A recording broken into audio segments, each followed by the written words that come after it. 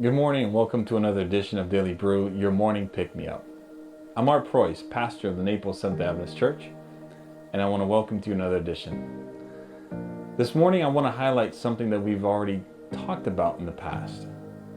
We can remember that when God spoke with Abraham, he promised him that he would be the father of many nations.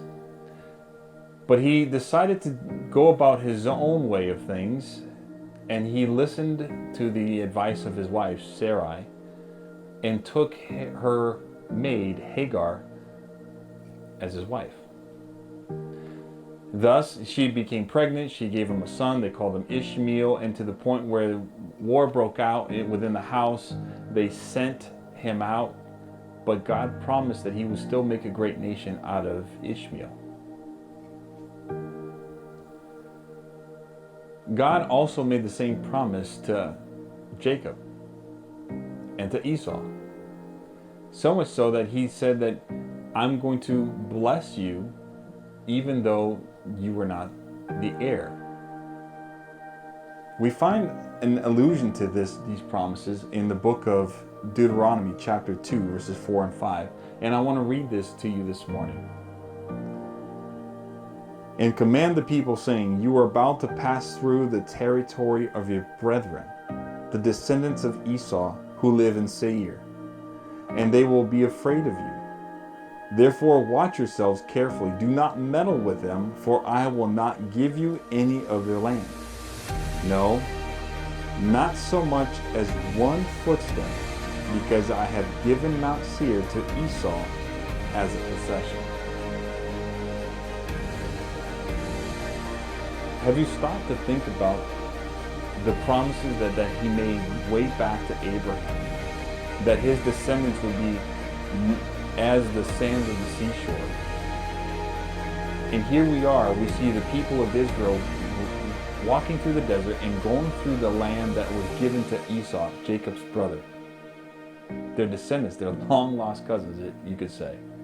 But God says, do not even meddle with them. Don't provoke them. Don't go to war to them, because this is theirs.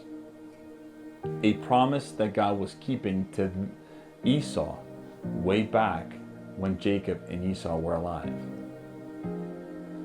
Are there any promises that you have made to God that you have not kept? Because I am positive that God has kept all of his promises to you. And I am so grateful that God is a God who keeps his promises, even if we choose not to follow his precepts all the way through. Remember, Jacob stole the blessing and bought the birthright. Abraham laid with his wife's maiden servant and became the father of Ishmael, not the promised son.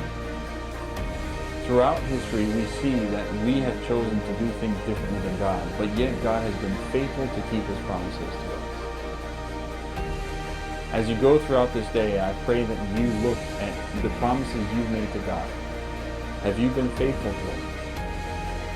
Because God has not failed you yet.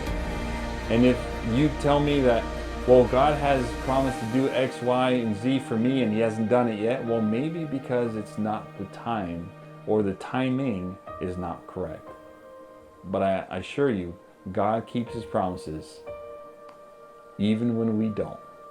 May God bless you.